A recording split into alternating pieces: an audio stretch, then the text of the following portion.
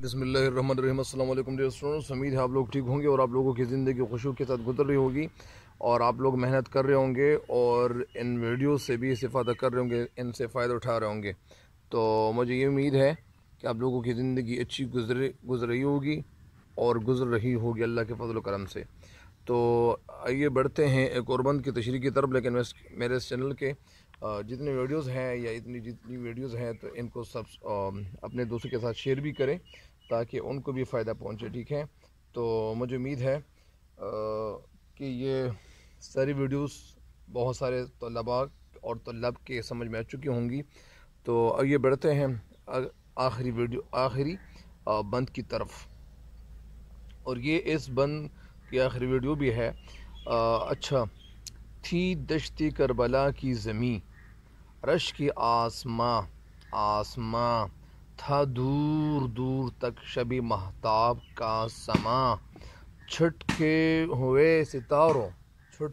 ستاروں کا ذروں پہ تھا گماں، نہر فرات بیچ میں تھی مثل کہکشاں، سرسبز جو درخت تھا وہ نخلی طور تھا، صحرا کے ہر نہال کا سایہ بھی نور تھا۔ تھی دشتی کربلا، دشت کے معنی صحرا ہے، کربلا یعنی کربلا کی صحرا، زمین یعنی زمین، رش کی آسماں، رش کو لفظ یہ اصل میں حسد کا اولڈ ہے اور اس کو رشک کہتے ہیں۔ تھا دور دور تک شب مہتاب کا سما منظر، شب مہتاب یعنی چاندنی رات، تھا دور دور تک یعنی دور دور تک چاندنی رات کا سما منظر وہ دکھائی دے رہا تھا، چھٹکے ہوئے ستاروں کا ذروں پہ تھا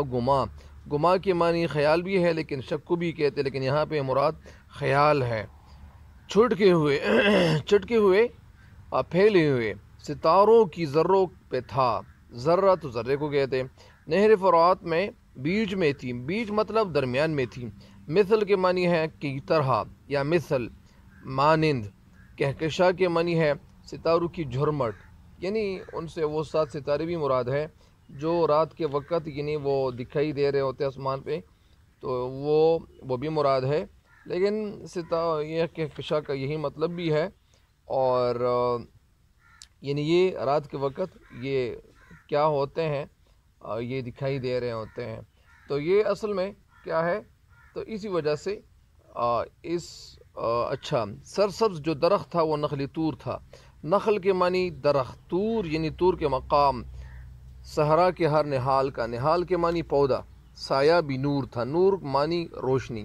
نخلی طور اصل میں اس بند میں یعنی صنعتی تلمیح استعمال ہوئی ہے۔ صنعتی تلمیح وہ واقعہ جو گزرا ہوا ہو یا وہ کوئی تاریخی واقعہ کا ذکر کیا جائے یا کسی وہ یعنی شعر جس میں یا وہ بند جس میں کسی تاریخی حوالے سے ذکر کیا جائے تو اس کو کیا کہتے ہیں، اس کو کہتے ہیں صنعتی تلمیح۔ اچھا، تو اس بند کی تشریح آپ کو کراتا ہوں تاکہ آپ ان سے فائدہ اٹھائیں۔ شاعر میر انیس صبح کا منظر بیان کرتے ہوئے کہتے ہیں کہ جب نماز فجر کی ادائیگی کے بعد وہ اہل بیت جو کربلا کے میدان میں موجود تھے انہوں نے خیمے لگائے ہوئے تھے اور باطل سے ٹکرانے کا انہوں نے پکا ارادہ کر لیا تھا، اور وہ یہاں اسی غرض سے آئے ہوئے تھے، تشریف لائے ہوئے تھے، تو صحرائے کربلا کی شان اور جو مرتبہ تھا آسمان سے بڑھ کر تھا، اور کیونکہ اس پر آج اللہ کے پاک بندے وہ موجود تھے، آسمان کو بھی کربلا کی زمین پر یعنی رشک آ رہا تھا، وہ رشک کر رہا تھا، رات کے اندھیرے نے اپنے جو ان کے پر تھے وہ یعنی سمیٹ لیے تھے، اور سورج کی جو روشنی تھی آسمان پر وہ دکھائی دینے لگی تھی، اور سورج کی روشنی پڑنے سے کربلا کی ریت کے ذرے ایسے چمکنے لگے گویا کہکشاں زمین پر اتر آئی ہو۔ کہکشاں آسمان پر نظر آنے والے 7 ستاروں کی ایک گروپ کو کہا جاتا ہے یا جھرمٹ کو کہا جاتا ہے، کیسے کہا جاتا ہے، جھرمٹ کو کہا جاتا ہے، اور اس سے کیا مراد ہے؟ یعنی دریائے فرات کا پانی تھوڑے ہی فاصلے پر چمک رہا تھا، یعنی وہ تھوڑے ہی فاصلے پر وہ پانی چمک رہا تھا۔ دریائے فرات کے حوالے سے ایک بات ہے، وہ بات کیا ہے؟ وہ بات میں آپ کو بتاتا چلوں کہ یہ ایک تاریخی حوالہ بھی آپ کو میں دیتا چلوں کہ دریا فرات سے مطلب کیا ہے۔ دریا فرات سے مطلب کیا ہے وہ آپ کو میں بتاتا چلوں۔ فرات کی نہر یا فرات کا جو دریا ہے وہ جہاں کربلا کا واقعہ پیش آیا تھا، یزیدی افواج نے نہر فرات کا پانی امام حسین رضی اللہ تعالیٰ عنہ اور اس کے جو اہل و عیال تھے ان پہ لشکر پہ پانی کو بند کیا ہوا تھا، یعنی وہ پانی نہیں دے رہے تھے۔ یہ دریا عراق میں ہے۔ دریا فرات کی لمبائی 1700 میل کے قریب ہے تقریباً، یعنی 1700 میل ہے۔ مقام قرنا کے قریب اس میں دریا دجلہ بھی ملتا ہے اور دونوں مل کر یعنی شط العرب یعنی عرب کا دریا کہلاتا ہے۔ تو یہ تو ایک تاریخی حوالہ، اور آگے میں آپ کو یہ بھی بتاتا چلوں کہ یہاں پہ تشریف پہنچ گئی ہے تو پھر کیا ہوا، یعنی وہ پانی تھوڑے ہی فاصلے پر چمک رہا تھا۔ درختوں اور پودوں پر جب سورج کی کرنیں یا جو شعاعیں پڑنے لگیں تو وہ اس طرح چمک اٹھے دکھائی دینے لگے جیسے طور کے مقام پر یا پہاڑ پر اللہ تعالیٰ نے حضرت موسیٰ علیہ السلام کو ایک درخت پر اپنی روشنی دکھائی تھی، یعنی ان کو ایک جلوہ دکھایا گیا تھا تو وہ روشنی دکھائی دی تھی۔ یہ ایک تلمیح کے طور پر یعنی یہ یہاں اس کا استعمال کیا ہوا ہے، یہ استعمال کیا گیا ہے، میر انیس نے ان کا استعمال کیا ہوا ہے۔ یعنی صنعتی تلمیح کسے کہتے ہیں؟ اگر کسی شعر میں ایسے الفاظ آ جائیں، یعنی وہ شعر جس میں ایسے الفاظ آ جائیں جس میں کسی مشہور یا تاریخی واقعے کی طرف اشارہ ملتا ہو یا اشارہ دکھائی دیتا ہو، اسے صنعتی تلمیح کہتے ہیں۔ یہی تلمیح صبح کے منظر کے ساتھ انیس نے بھی ان کا تذکرہ کیا ہوا ہے، انہوں نے بیان کیا ہوا ہے۔ اور کربلا کے میدان میں تمام جو پودے تھے وہ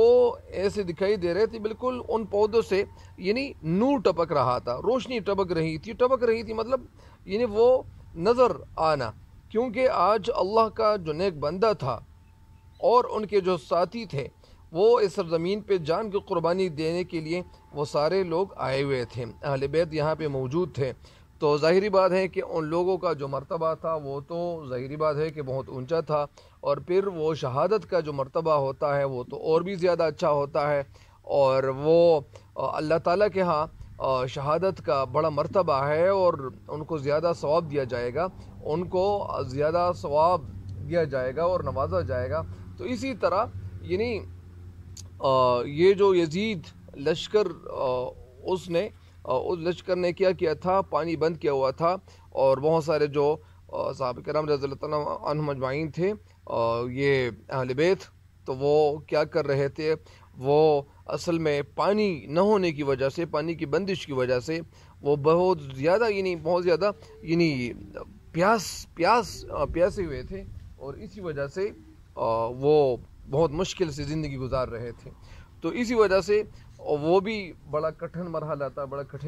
تھا، بڑا سخت مرحلہ تھا، لیکن اس کے ساتھ ساتھ پھر وہ شہادت کا جو مرتبہ ہے وہ تو اور بھی اچھا ہے اور بہت بلند مرتبہ ہوتا ہے۔ تو اس بند کی تشریح مکمل ہو گئی ہے، مجھے امید ہے کہ آپ اس بند کی تشریح سے بھی انشاءاللہ ضرور استفادہ کریں گے، ضرور فائدہ اٹھائیں گے۔ اور اگر میں اس بند کی تشریح ایک دفعہ پھر آپ کے سامنے سنا دوں یا آپ کو بتا دوں، تو شاعر اس بند میں کہنا کیا چاہتے ہیں؟ شاعر کہنا یہ چاہتے ہیں کہ حضرت امام حسین رضی اللہ تعالیٰ عنہ جو تھے وہ ان کے ساتھی میدان کربلا میں وہ آنے کی وجہ سے کیا ہوا تھا، آنے کی وجہ سے صحرا کی جو زمین کا مرتبہ تھا وہ بڑھ گیا تھا، اس جگہ کی عظمت کیوں ایسی ہو گئی تھی، آسمان کو بھی رشک آ رہا تھا، ان کے نورانی چہروں کی وجہ سے دور دور تک اس طرح روشنی پھیلی ہوئی تھی، دکھائی دے رہی تھی، چاروں طرف پھیلی ہوئی تھی کہ چاندنی رات کا ایک سما بندہ ہوا تھا اور ایک گمان ہوتا تھا، اور میدان کربلا کے ذرے جو تھے وہ اس طرح چمک اٹھے تھے، اس طرح دکھائی دے رہے تھے۔ اصل میں ان ذروں کی جو قیمت تھی وہ ان لوگوں کی وجہ سے اس جگہ کی قیمت ہو گئی تھی، یعنی وہ اتنی زیادہ قیمتی وہ جگہ بن گئی تھی، اور ان کو دیکھ کر خیال آتا ہے کہ یہ بکھرے ہوئے ستارے ہیں جو یعنی روشنی دے رہے ہیں یا جو روشنی کر رہے ہیں، یا چمک وہاں سے آ رہی تھی۔ عراق میں واقع دریا فرات میں یوں لگتا ہے، دکھائی دے رہا تھا کہ ستاروں سے بنا ہوا ایک راستہ ہے، اور طور پر حضرت موسیٰ علیہ السلام کو اللہ تعالیٰ کا جو جلوہ نظر آیا تھا، جو جلوہ دکھایا گیا تھا، وہاں پہ جو ایک شعلے کی طرح یعنی وہ موجود تھا، وہ ایک جلوہ، وہیں حضرت موسیٰ علیہ السلام اللہ تعالیٰ سے ہم کلام ہوا کرتے تھے، وہاں اور سرسبز درخت بھی آپ رضی اللہ تعالیٰ عنہ کی وجود کی وجہ سے انہیں روشنی کے مینار بنے ہوئے تھے۔ مطلب ریگستان کے ہر ایک پودے کا سایہ جو تھا وہ بھی روشنی دے رہا تھا، اس سے بھی روشنی نکل آ رہی تھی اور روشنی دکھائی دے رہی تھی۔ تو اس بند کی تشریح مکمل ہو گئی ہے، مجھے امید ہے کہ اب آپ اس بند کی تشریح سے بھی استفادہ ضرور کریں گے۔ تو تب تک کے لیے میں اجازت چاہتا ہوں، اللہ نگہبان۔